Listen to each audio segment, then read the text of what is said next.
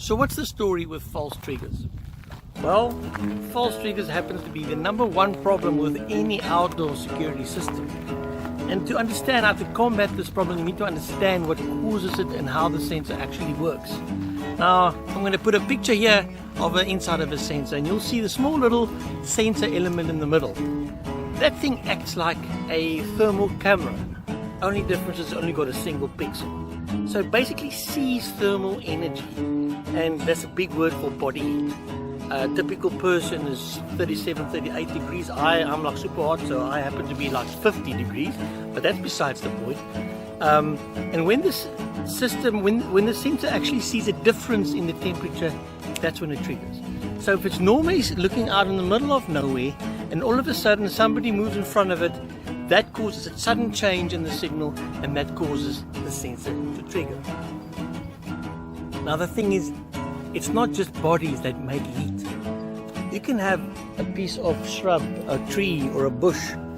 It's hanging in the sun, so if the wind moves it and the sensor can see that, it will trigger because it's going to look like something warm that's moving.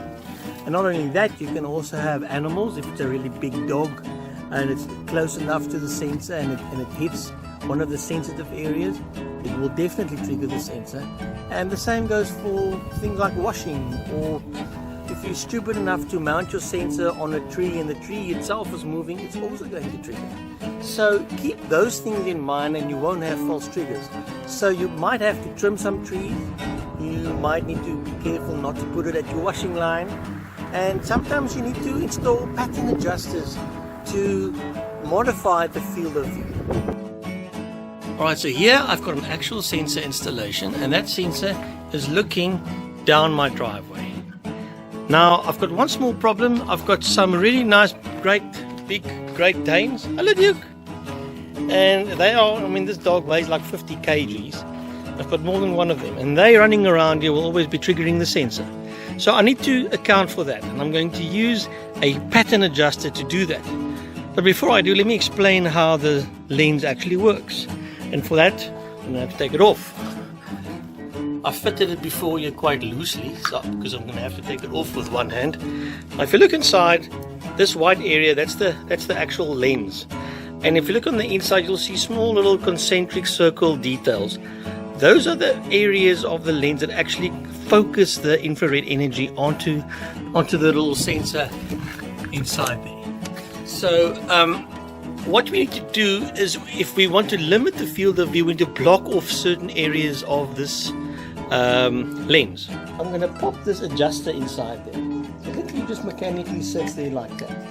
And now it's blocking off all the lens areas at the bottom, and it's only got this horizontal piece, so it only looks like this. And that way I can make it miss all the dogs.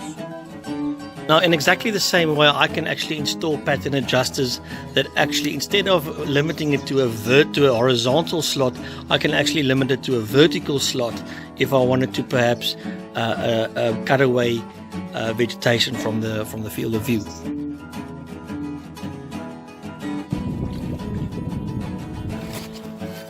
So in summary, if you don't want false triggers, shut up. If you don't want false triggers, no dogs, no moving washing, no moving vegetation, not a moving pig either, no moving nothing. And when installing, may I ask, try and put your sensor under an overhang where it's protected against direct sunlight and direct rain. Yes, it can handle both of those things, but it will last so much longer if it doesn't have to.